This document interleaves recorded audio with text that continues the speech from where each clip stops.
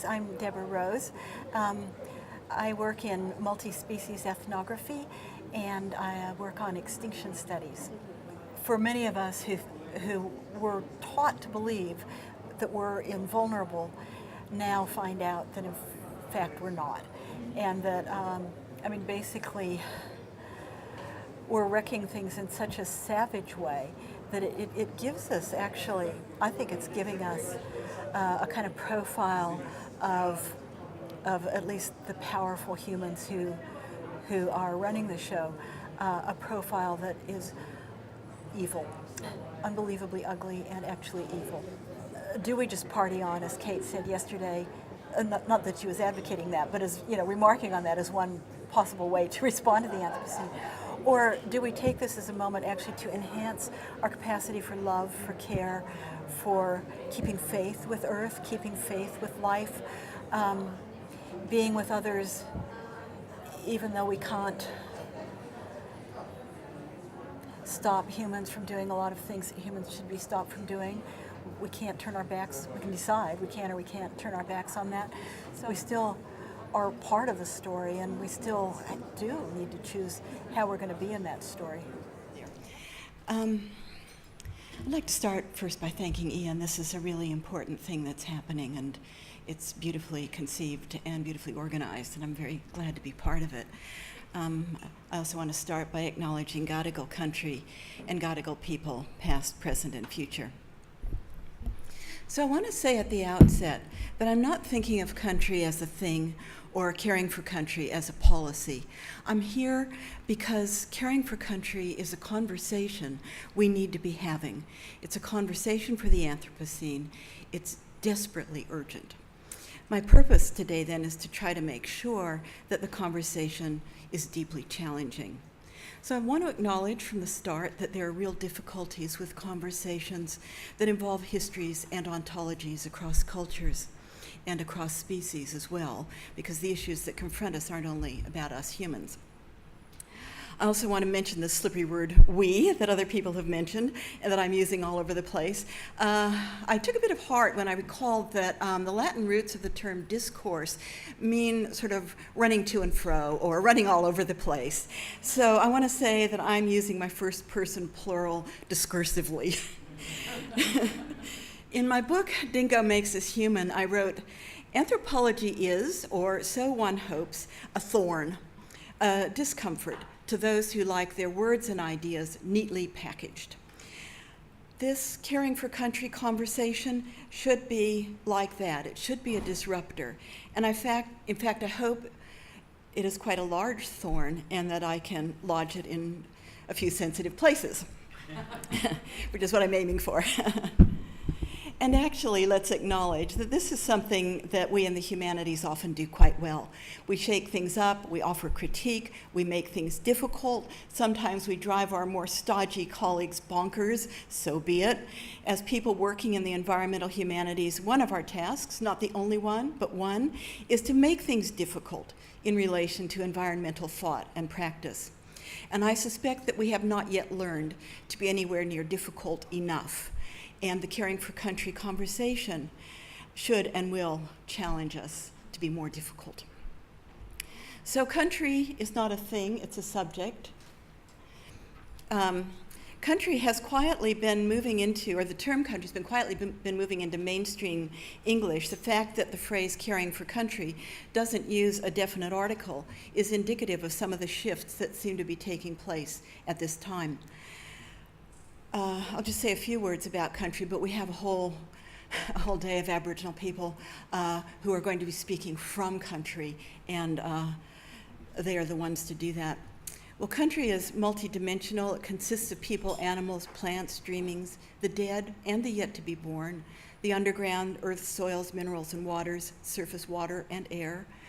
There's sea country and land country, and sky country too. Country has origins and a future. Country exists in and through time. So country can't be defined in any exhaustive sense. Like a person, for example, life and will are ongoing. We don't know exactly what will happen next, what country will do next, what life will do next. Country has its own story. Its people are part of it.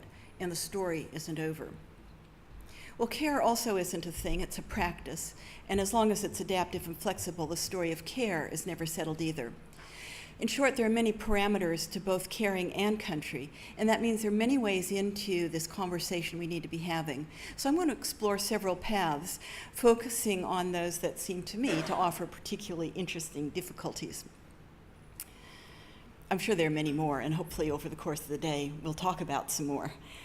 First, though, I want to say just a few words about how the phrase caring for country is being appropriated and misused. As the term country has moved into mainstream English, it has frequently been domesticated, defanged, and declawed in the sense of neutralizing its capacity to provoke genuine challenge. It mimics Aboriginal culture and often, all too often, goes straight into caricature. Just one example of what I mean would be the government's NRM, Natural Resource Management website, where we read, caring for our country, and note the possessive pronoun our, caring for our country is one way the Australian government funds environmental management of our natural resources by supporting communities, farmers, and other land managers to protect Australia's natural environment and sustainability. Funding Indigenous projects is an important part of caring for our country. It contributes to the Council of Australian Government's commitment to closing the gap. So you will have heard the nature-culture binary, the slip from country to nation, the managerial paradigm, and the use of a program of care to achieve national stats targets for Aboriginal people. It's not too great a leap to suspect that Aboriginal people are being treated as a problem to be managed in this program. The program also includes the National Land Care Program. I don't know exactly, haven't been able to find out exactly where the term land care, where it has its origins. I'm going to got an account of it, but I think it is influenced by Aboriginal caring for country, but I haven't actually been able to find anybody who says that. But a few days ago, while I was working on another project, I happened across a publication from Landcare Victoria called Landcare Notes 1080 Poison Baits for Pest Animal Control. It discusses the merits of using 1080, and it discusses the various lethal doses. And I just want to assure you that spreading poison, which is to say spreading suffering and death all over the land, is more than a failure to understand caring for country. I think it is a heartbreaking leap from mimicry to mockery by way of managerial killing. And I think it wants us to ask and to query this ongoing determination to inhabit the land through slaughter. That's one of the difficult conversations we need to have. Okay, paths into conversation. My first path starts with the Ngarinman term bunyu. There isn't a single English translation for this term. Bunyu is all that is good. Bunyu means healthy, good, beautiful, knowledgeable, happy, responsible, clean, and within the law in the sense of living properly. So it's a recursive mode of being and becoming. I think of bunyu as a fullness of life, managing one's own health, promoting that of others, promoting health of country. Animals, of course, are included within bunyu. Animals can be bunyu or not bunyu. Country, too, is included within the concept of bunyu. Country can be healthy or sick, clean or uncared for. Country can be bunyu, or country can be broken down, wongut. So I'm starting with a word or concept that I've been taught directly, but similar concepts of goodness, health, and law are pertinent in many parts of Australia. Every country is different, but they are certainly not disconnected. The Aboriginal philosopher Mary Graham has written a great article entitled Some Thoughts on the Philosophical Underpinnings of Aboriginal Worldviews. And in this article, she identifies two major precepts, each one of which is deceptively simple and extremely complex. First, she says, the land is the law. The land is the law. And the second, you are not alone in the world. I hope you can read this. I put up, I think this is such a cheeky little poster. I'm planting trees. What are you doing for the environment? He also needs to learn that the environment is a bit passé, but I'm sure he'll find a way to rephrase the poster. Well, each of Mary's precepts is incredibly challenging for contemporary Western thought. Stephen Mukey has offered the absolute best meta-statement about Aboriginal philosophy, and he states it with his characteristic humility. If I were to risk a generalization, I would say that Aboriginal philosophies as ways of life are all about keeping things alive in their place. Okay, land is the law, you're not alone, keep things alive in their place. So let's see how we can make this more difficult, as if it weren't already. My next path goes by way of law, Aboriginal law. And I think law in Aboriginal usage is another great disruptor. I'm drawing here on the work of Amblin and Blaise Kamolina. Hope I'm pronouncing that properly. I sort of read that with an Aranda orthography, but that may be quite wrong. Anyhow, their article is called Learning to Read the Signs, Law in an Indigenous Reality. They are from the Pilbara. Mary Graham's a Maori woman from up around Brisbane somewhere. Like Mary, they emphasize relationships and relationality. They're interested in contrast with mainstream Western thought and the Aboriginal mode of law, in which relationships come first, okay? Relationships come first. Learning and responsible action are shaped from within relationships. So the Kamolina siblings tell us that law is part of all life, and there's nothing inanimate in country. In their beautiful words, law flows from the living hearts of Aboriginal countries, and in this sense, it's location-specific. They discuss the Noongar lawyer Irene Watson, who writes about the state of being in exile from the law.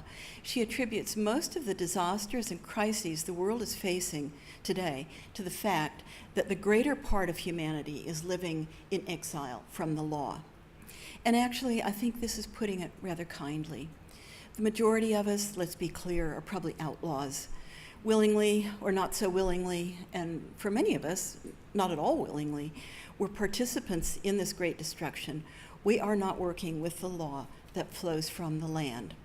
Our conversation about caring for country is one of the ways we can start to transform an outlaw condition. But what does it mean to be on the inside of country and on the inside of the law? This path starts with a story. About 10 or 12 years ago, I forget exactly, but around the time of the publication of my book, Country of the Heart, and my co-author, Margie Day, and I had the glorious opportunity of going to Virginia to attend the Virginia Festival of the Book, and we presented there, and we did a little trip up the East Coast, and we stopped at various places and gave lectures and slideshows and stuff. And we did a radio interview at a place in Boston somewhere, and the guy who was doing the interview had never met an Aboriginal person before, never really known anything about country or any of this kind of stuff before. He was absolutely out of his depth. And he kept asking her questions that presupposed a managerial paradigm, that presupposed her outside her country, and she couldn't even answer the questions because they were so wrong to begin with. And she finally lost her cool, as Margie usually does. She was being recorded, so she didn't do her usual really scurrilous talk, but she lost her cool, and she said, look, it's not like that for us. She said, we are part of the flora and fauna of our country. And she had a wry look on her face as she said this. And I expect I did too, because both of us couldn't help but think of the awful history of colonization, during which, for generations, Aboriginal people were not counted as citizens or subjects, but rather were classed outside the human sphere of culture, in an extremely denigratory and perilous place to be. Well, this is how these Western binaries work. There's the valued side of the binary, culture, let us say, and it's follows inevitably, inexorably, that the other side of the binary is the disvalued side. When you take away the valued side, the default position is disvalue. That's why these are binaries and not complementary differences. There's nothing really complementary in this. Nevertheless, to be on the inside of country, on the inside of law, is in one sense to be part of the flora and fauna. It's to be, let us say, the human part. Of course, flora and fauna are all part of country and are part of networks of relationships, and these relationships have content, and they are networks of kinship. So that, as Paul Gordon, an elder from out around Burke, said of an endangered species that is his totemic kin, Paddy Melon, he said, they're not just flora and fauna, they're family. They're not just flora and fauna, they're family. And this slide is a reminder of inhabitation through slaughter. And what's being killed here is family. so that the nature-culture binary topples, and with it topples human exceptionalism, and with it topples the potentially denigratory category of non-human, because country is all about kinship.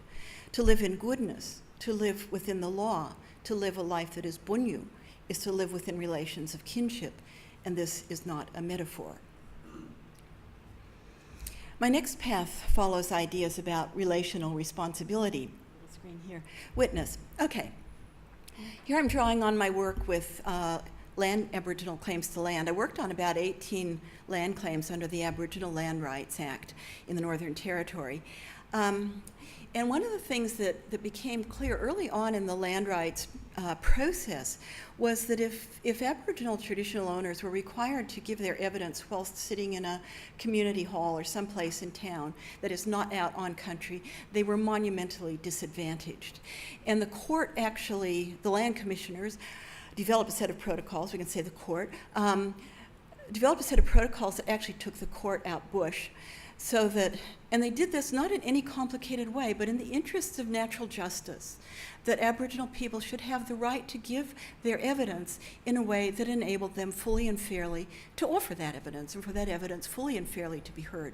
So, so off we went out into bush. So there's the court hearing evidence on the Fitzroy land claim. Those of you who drive back and forth between Catherine and Kununurra will know Fitzroy. It's on the right-hand side of the road if you're going west, and it's just before you get to the Victoria River Bridge there.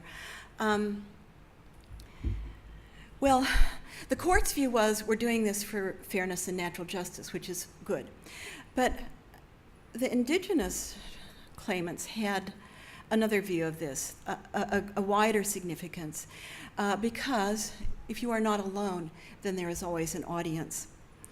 One's authority to speak is authorized by dreamings, by the ancestors who are in country, by the country itself.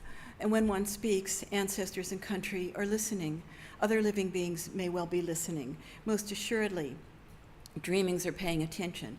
And it would not be lawful to speak about matters affecting the country and the group without including all these sentient beings who are themselves living inside of country and are in fact part of this process. The precept, you are not alone, has this corollary then that your life bears witness to the lives of others and your life is witnessed by others. You are a participant. And I think many of us outlaws would tread the earth a bit more differently if we realized or would remember that our actions were being witnessed by others. Okay, I want to go back to the Kamulana siblings from the next path.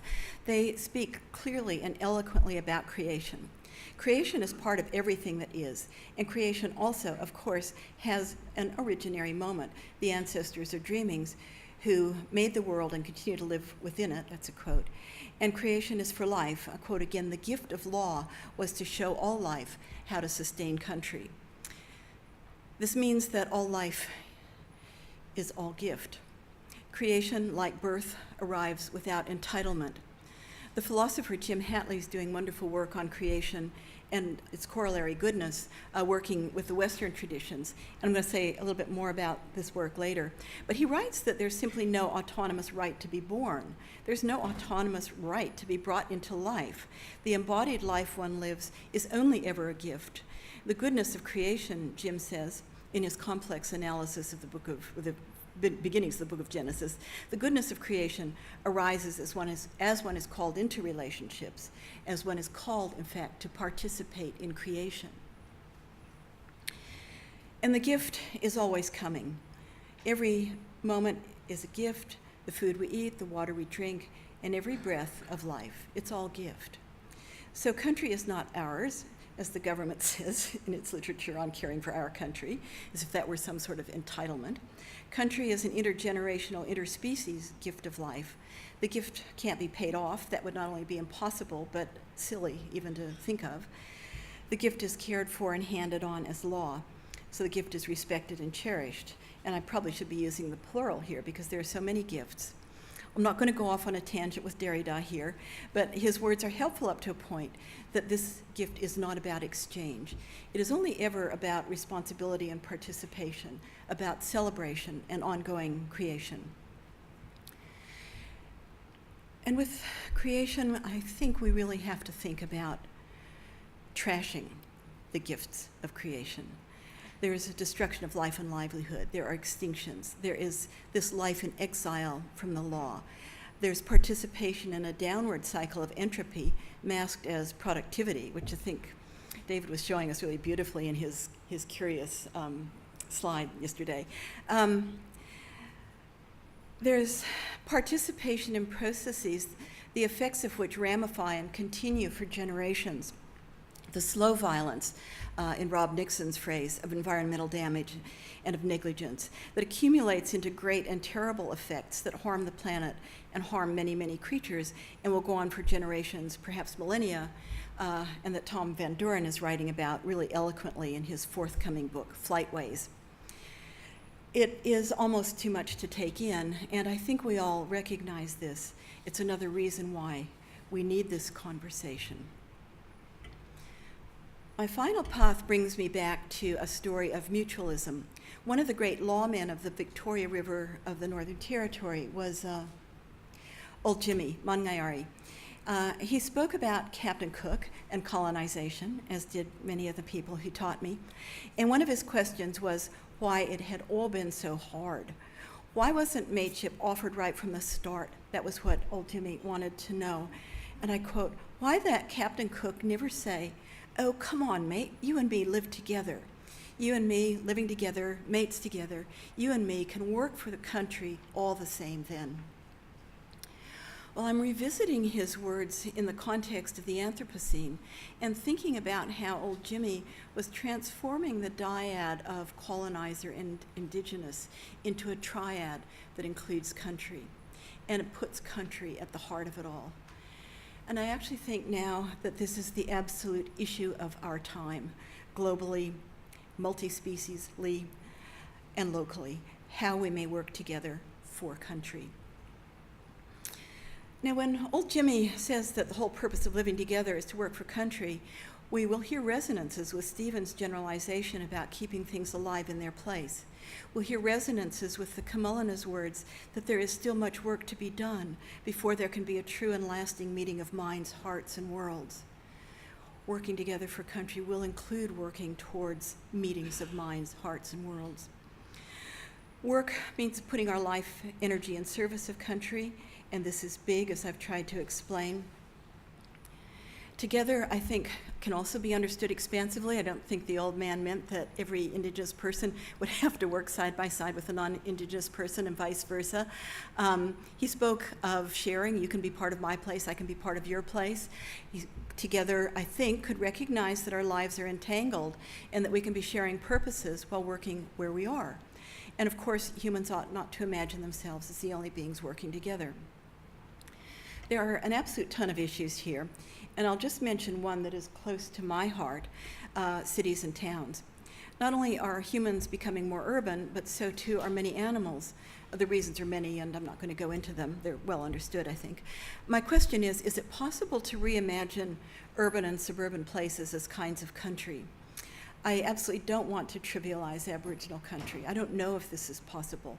I just want to ask, can we go beyond the idea of natural areas within urban spaces and look more thoughtfully about how a city might be reconfigured if the aim of urban life was to inhabit and care for country? Could city and city dwellers, all of us urban flora and fauna, become part of a story of country? Now I'm going to conclude by leaving the Australia-centered frame and moving away from the expository mode. I want to acknowledge that Indigenous people in other places are also working to get these conversations happening, and so too are many non-Indigenous people. I'm going to offer 3 very brief reflections that address issues that have been implicit in my talk thus far. So first, the conjunction of ontology and epistemology. Second, the problem of witness to inhabitation of legacies of genocide and ecocide, and how those two may in fact be the same, two sides of the same thing. And third, healing. So I'm drawing on writings by people with whom I've been having these kinds of conversations in the US. This is not a kind of objectively determined set of people. These are people with whom I've been trying to build bridges from here to there and there to here. So first, Nemachia Hernandez of the Blackfoot Nation. Her homeland is in Montana. Nemachia has written that stories are the breath of life. She explains the conjunction between breath, wind, and spirit. Stories are told on the breath. They carry with them the knowledge of the ancestors and the knowledge of the animals and plants and everything in the world, and they breathe the possibility for wisdom into those who listen. The knowledge she's talking about is the knowledge of how to be human. Being human is an achievement. She says it's not a given. In her words, you can walk around in the body of a human being, but that doesn't make you one. One learns to be human, and one learns through stories. Second, Jim Hatley, who I mentioned earlier. Jim's a non-native guy from Montana. He's been working very closely with Nemachia. I'm going to share a poem that comes out of a beautiful essay of his called Naming Coyote in Hebrew, a memoir. And I'll put the link to that up. It's available on the web if you want to chase it up. It's a lovely essay. The essay and its embedded prose poems situate him in the midst of genocide and ecocide, bringing them together and putting him in the frame, in that thorny position that in witness to history and in witness to love of life and desire for a different future has to be occupied. So here's part of his prose poem, I Remember Not Remembering Coyote. Dad brought me with him to Hill 57, the hill where for decades Crees and Métis, who had arrived too late to be confined to a reservation, simply built their homes anyway, on stones and dust, beyond the outskirts of Great Falls, overlooking neatly plowed fields, prosperous Norwegian farmers growing wheat and alfalfa. Coyote stories, I suspect, were lurking on Hill 57, but only later did I return there, following a dusty road cutting through thistle and sagebrush on my last summer in Great Falls before going to college. I worked for 1 month for the Census Bureau and was responsible for determining the state of the basements in large sections of rural Cascade County. No one said so, but the basements were obviously of interest if there were ever to be a nuclear war. And so I was asking householders far and wide about the depths of their basements, the walls of their basements, indeed, if they had a basement. And so I found myself on Hill 57, the settlement now almost empty, a few shacks here and there. One man lifted the blanket to his home, invited me in, asked me to sit down. He explained to me carefully why he would not answer my questions, even though his floor was of earth, and even the notion of his having a basement was laughable. I squirmed in my chair. I did not know what to say. Later that day, I ate lunch next to a Minuteman missile silo and read the beginning of James Aggie's A Death in the Family. At no point in that day did I listen for the howling of coyotes, nor did I hear them. It's funny, I almost said dingoes there. And finally, this is a poem by Linda Hogan. She's a poet, novelist, essayist, member of the Chickasaw Nation. Linda and I have given each other a fair bit of mutual support over the years, and for me this is a very special poem. It's called Eucalyptus. It is the first red light of morning, and the others are praying outside with old songs, sage and tobacco, while I have been dreaming from the deep, the ancient, taking in the red light rising between the eucalyptus trees and their fragrance. They drop 3 seeds in the shadows, 3 deep shrines, worlds becoming, I can hold them. And the naked bark, its spare intimacy that peels back and reveals its other layers, deeper, earlier, without effort, that beautiful undoing, the smooth newness. Some of the religions say that the 5 senses are thieves. So let's say I am stolen because my senses are all awake. And like the tree, I can lose myself layer after layer, all the way down to infinity. And that's when the world has eyes and sees. The whole world loves the unlayered human. So, thank you.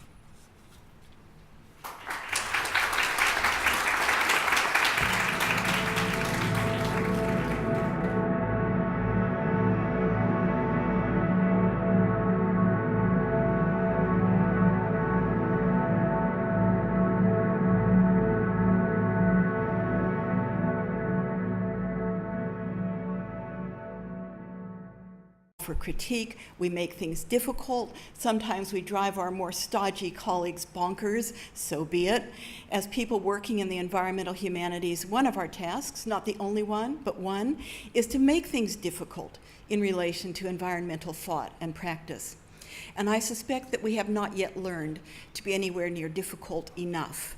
And the Caring for Country conversation should and will challenge us to be more difficult. So country is not a thing, it's a subject. Country has quietly been moving into, or the term country has been quietly been moving into mainstream English. The fact that the phrase caring for country doesn't use a definite article is indicative of some of the shifts that seem to be taking place at this time.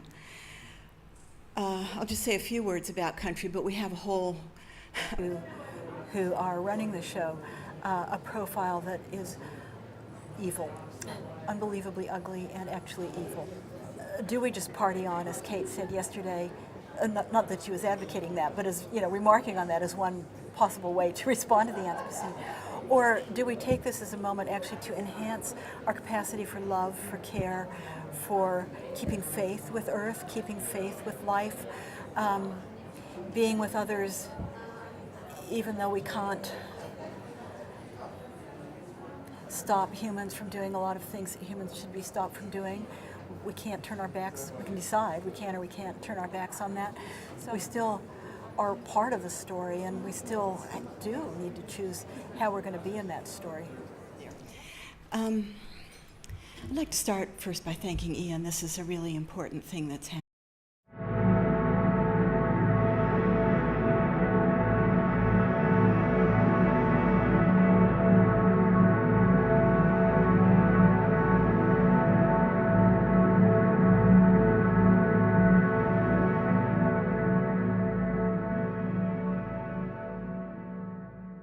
I'm Deborah Rose. I work in multi-species ethnography, and I work on extinction studies. For many of us who were taught to believe that we're invulnerable, now find out that in fact we're not. And that, basically, we're wrecking things in such a savage way that it gives us, actually, I think it's giving us a kind of profile of at least the powerful humans who have mentioned and that I'm using all over the place. I took a bit of heart when I recalled that the Latin roots of the term discourse mean sort of running to and fro or running all over the place. So I want to say that I'm using my first person plural discursively. In my book, Dingo Makes Us Human, I wrote, anthropology is, or so one hopes, a thorn, a discomfort to those who like their words and ideas neatly packaged. This Caring for Country conversation should be like that. It should be a disruptor.